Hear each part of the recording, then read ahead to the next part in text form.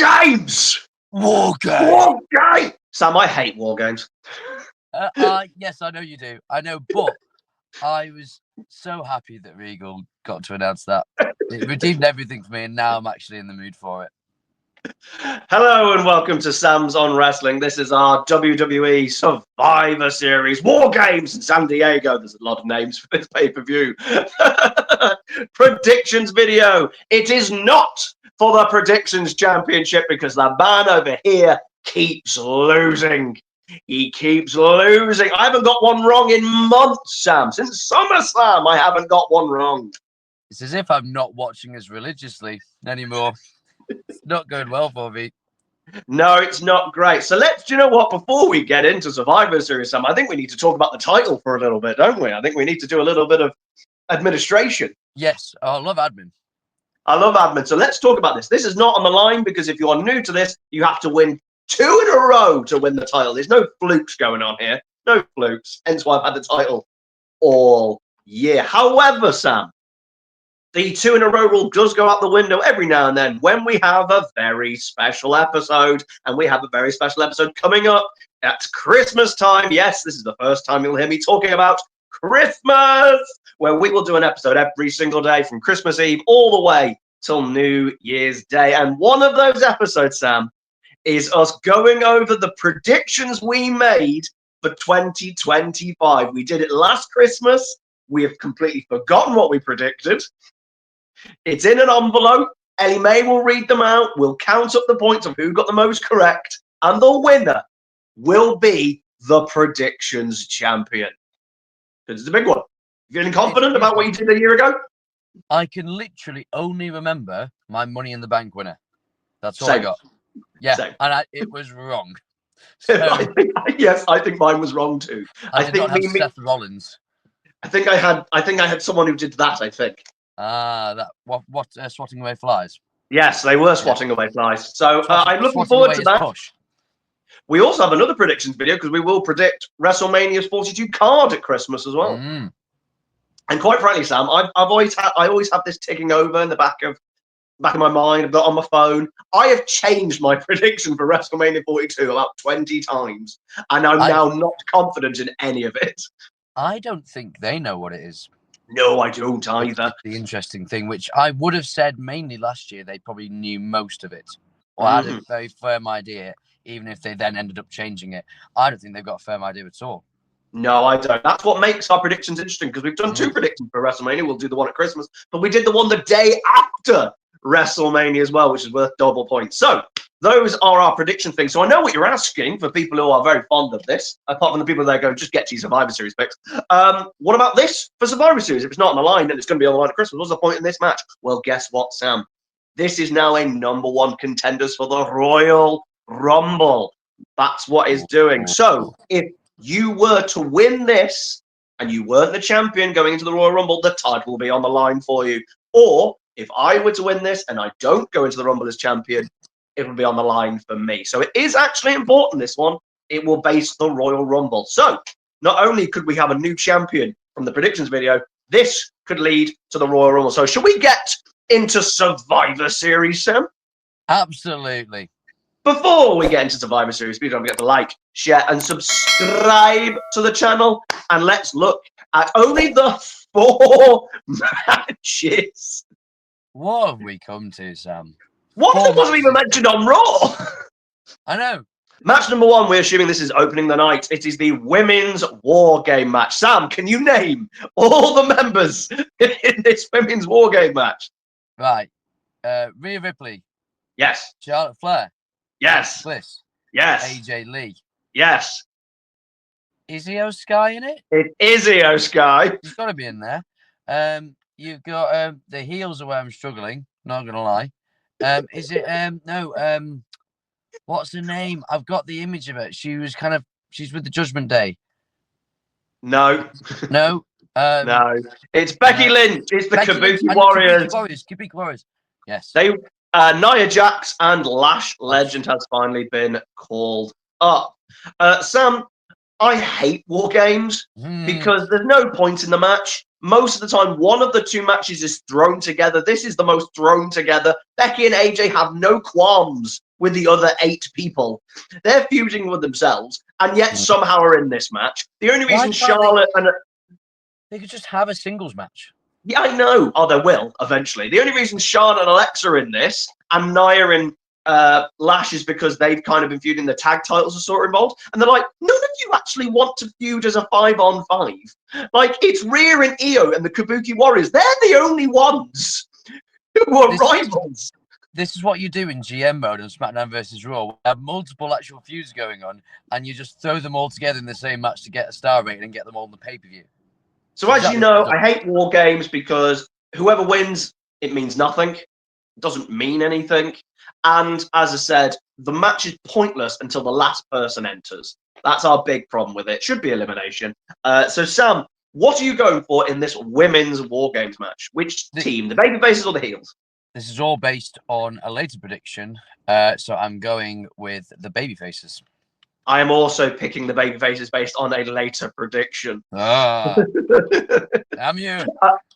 I think I was struggling with this one the most, actually, and I was trying to work out the balance of it. It's the Becky Lynch factor that I'm struggling with, because Becky needs a win because she's kind of losing a lot. She lost to AJ, she lost the IC title to Maxine Dupree. Just to depress you, Maxine Dupree has won a singles title before Chad Gable.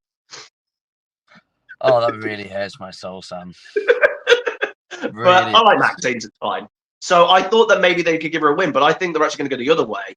And I think she actually might be the one who gets pinned by AJ to further this kind of descent into things going wrong for Becky. And I like the character. I think Becky Lynch has been superb this year. And I think that's what's going to go. So I'm actually predicting that Becky will get pinned in this. Yeah, well, I think they're not going to have AJ lose straight away. Your theory about Becky needing something would require them to book heels, Sam. So we're fine on that front. That's not going to happen. And I think there's too many big names in the babyface team to justify them losing. And War Games always seems to be a babyface winning. Yeah, Bloodline won one, and that's pretty much all I can think of. But they were fan favorites anyway. You know what I mean? It was like Sami Zayn. Sami Zayn. So yes, they were heels, but no, I don't think they want to book any of the heel team very strongly at all. And they've got AJ in the babyface team and Rhea. So yeah. I mean, to be fair, for both War Games matches, are these the most star-studded War Games matches they've ever done? Quite possibly. But I think the story isn't really there. I much prefer the 2023 one or 2022 one with the Bloodline. But yes, star-studded, absolutely. Match number 2. It's the match everyone has already forgotten exists, including WWE themselves. It's Stephanie McCool versus a now heel Nikki Bella, who hasn't won a match pretty much since returning, but gets a world title shot because she turns heel, because that's how things work. They didn't even do a thing on Raw. There was not even Stephanie going like, hey, I hate you, little brawl. Nothing. They weren't even mentioned. They weren't even there. And there's only 4 matches, and they're one of them. And they weren't even mentioned. Sam, who are you picking between Stephanie McCool and Nikki Bella?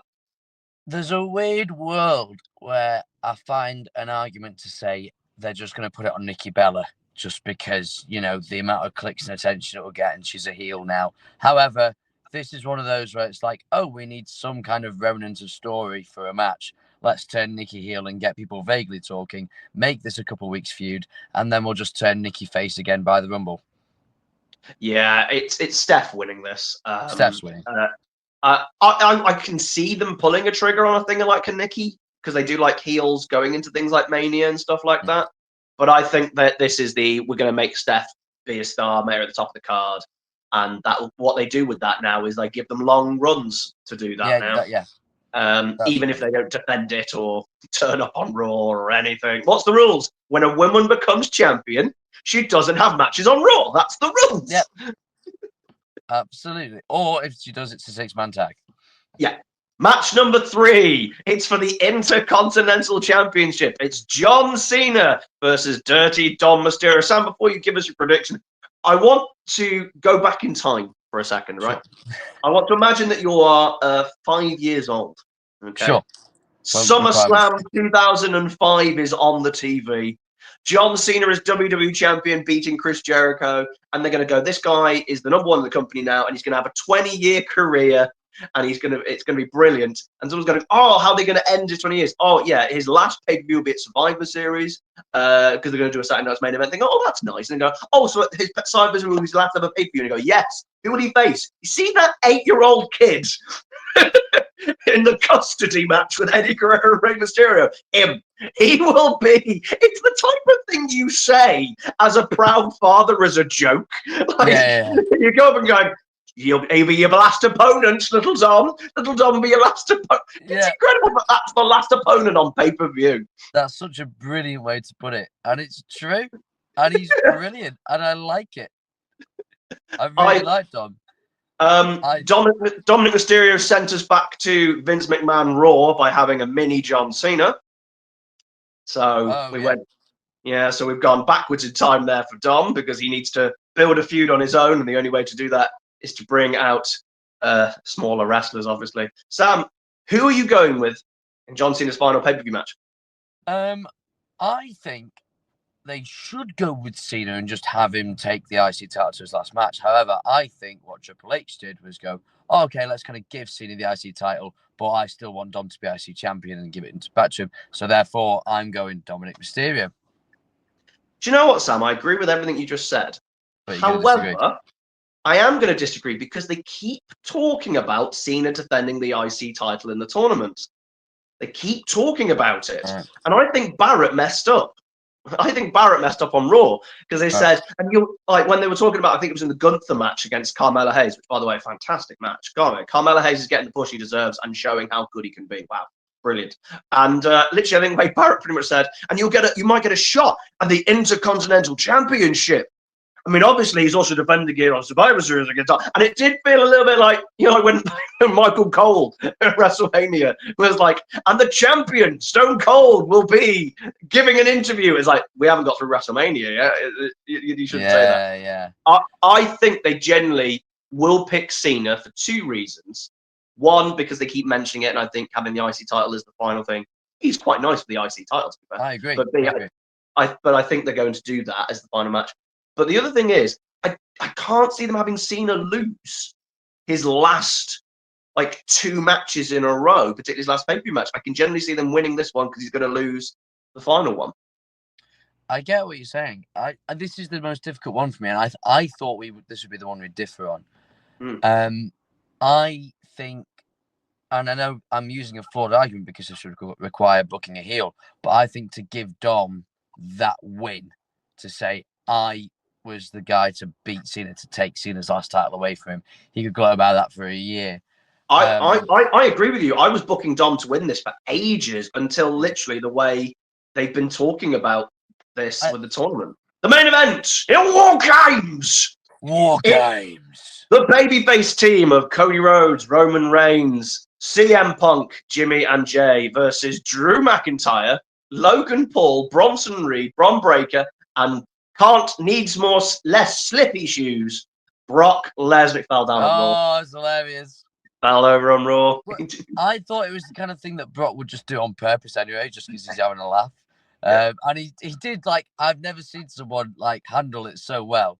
If the Shockmaster had just rolled in the way that Brock had done, I think he'd still be around today. I do too. This is another example of people just being thrown together. There's a bigger feud going on here at least. But Cody Rhodes has nothing to do with this feud. No. He was not involved. He just happened to be on Raw that time and now suddenly gets involved, which therefore leads to Drew McIntyre. Logan Paul obviously is replacing Seth Rollins. He shouldn't be there either. He's random. He was kind of talking about Punk. And then out of nowhere, Brock Lesnar is back for this match for no reason. Hasn't explained why he wants to be in this. At least Roman Reigns makes sense. And I'm just there going, do you really think Brock Lesnar was sat at home going, oh, I tell you what, I really want to beat up Jimmy Uso. That's what I want to do. We've all been there. Yeah. But, I think they're trying to make the whole Paul Heyman link thing. But now thinking about it, I don't think any of Brock Lesnar's actions as a character on screen have been explained for the past 3 years. I tell you what, attacking Cody, attacking Cena, joining this team. You're right. Omos, where did that whole feud come from? Why did he just go for Omos? He's not elaborated on any of his actions on screen for 3 years. No. At all. So who are you going to go with in this match to win, Sam? I think this is the moment you have to. Okay, none of the babyface team need to win this at all, and two of them are already world champions. So if you're going to have them win this, it's like, right, it's like Hogan winning the Rumble. It's like Hogan winning the Rumble. Yeah, and this is Braun's moment. He's just turned on Seth to form this team. He's kind of like the leader, which is a pretty cool slot for him to be in. This needs to be Braun's moment of going. You say that, but I think Logan Paul currently looks like the leader. Which is a sad state of affairs. But yeah, I think this has got to be the heel team. You've got to really solidify the vision now without Seth as a big threat. I give something to Drew, for God's sake. I solely feel the heels are winning because they have Brock Lesnar on the team. Really? Yeah, that's pretty much it. I don't think it has anything to do with Braun. In fact, I think since Lesnar and Drew have appeared, and even Logan, Braun Breaker has become the fifth wheel in this. I think even Bronson Reed is ahead of him. He's been in the tournament. He's been winning matches. Beat Roman Reigns, obviously, at Crown Jewel. So, like, I'm looking at that going, Braun Breaker already feels like it's like, just Brock Lesnar's here. We got Brock Lesnar here. I know. Well, what I'd love to see in this match, Sam, regardless of result, is like, when you get a bit of friction between teammates, I'd love to see a little stare off between Braun and Brock, who are not getting on. That would get a massive pop. Build that. I think that's actually what's going to cost the babyface team. I think in the end, I think there's going to be too many problems going on, and also they've got Jimmy Uso on the team. Someone's going to take a pin, and there's never been a man more there to take a pin. It's like life. Everyone's going, why isn't LA Knight in the match? Well, because he'll lose. He'll do more losing. That's why. You don't want him there. He'll get pinned. Let him not be pinned for a change. Let him win. Yes. Keep him away. Keep him away. Let Jimmy Uso, let Big Jim take the pin. Let him take the pin. Yes. I think the Cody Punk Roman dynamic is obviously the first tease towards WrestleMania. So them winning doesn't work there. There needs to be that problem there. We've also got Jey Uso, who seems to have forgotten that he's now having problems. He seems to be okay now. So maybe that will rear it up. I just don't see it in a world where Brock Lesnar could be in a double cage match and not be the victor. I have to admit, this is the WarGames match I'm most interested by because there's big names in it, and I want to know what dynamic they're going to play. Agreed. Having Brock there, having Braun there, having Roman, having Punk, having Cody, Andrew, those six, and then even Logan. Those are some weird people all interacting in one match. So as much as I hate the match, as much as the match doesn't mean anything, the match is winning doesn't mean anything, I'm quite excited to see how this plays out. And there's definitely a lot of, as you said, important cards in play that you can then put together for Mania. Like, you can start a Mania storyline here. They basically did it with Punk and Roman at Survivor Series last year. Yeah, same thing. So you could definitely start something off. I mean, you've also got Punk and Drew. I always enjoy when they're reunited. Yes. They have not made that connection on Raw or SmackDown yet. No, which annoys me. But that's definitely there to be made. Lesnar and Punk wrestling. For the first time in more than 10 years. I have to admit, I am looking forward to Survivor Series because I don't like WarGames, and I would probably come out of it going, "Oh yeah, I hate this." But it's like I've been like tricked into going, you don't like this, but don't worry, we're gonna do. Come on, have a look. Come on, have a look. It's one of those ones. It was Regal for me. Regal made me interested. Do you know what it is, right? When you're a kid and you don't like a food, and your mum goes, "Oh, I've made it differently this time. You'll like it this time. Come on, you like it. Come on." And you go, "Okay, I believe you, mother. I believe you." And you eat it and you realise it's still crap.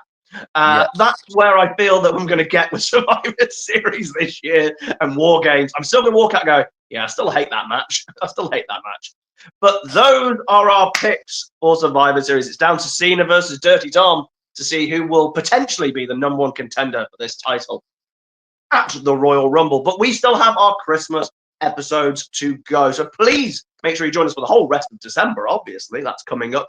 But we've got 24th, we've got all the way to the 1st, we've got predictions for Mania as well as the predictions for 2026 we're doing as well, Sam. We are predicting 2026 as well as our results from 2025. We've got a special Christmas episode designed for you by the fans. You've given us some stuff and we're going to talk about it on the channel. We've got our awards, Sam. Sam's on Wrestling Awards for the 2nd year is back. We are doing it. Hyped. I'll be dressing in my finest attire. Yes, I will be there. I will be in some sort of Christmas outfit. Yes. We don't forget, we also have our top 10 worst in wrestling of 2025. One of our favorite videos, as well as a more positive one. We're going to do a brackets of the best moments in WWE, in which there have been a lot of moments. They've done well on moments. Agreed. Storytelling and long term has been a problem, but moments they've done well at. So that'll be an interesting one. So that is what we are doing over the Christmas period. We've got the end of Sam versus Sam, just to make this one happy. It's coming to an end. 2 more to go, Sam, and then you can start 2026 brand new. Reborn, Sam. You have no idea what's coming your way. New year, new me, slate wiped clean. I'm coming for you. I look forward to it. Thank you very much for joining us. Don't forget to like, share, and subscribe. Go check out the Main Event Wrestling Network. They've got some great people there, some great stuff there. And will this be changing hands? Not a Survivor Series, but during Christmas in our predictions video. And who potentially could be the number 1 contender for the Royal Rumble? We'll find out at Survivor Series. We'll find out at Christmas. Thank you very much, and we will see you next time. Bye-bye.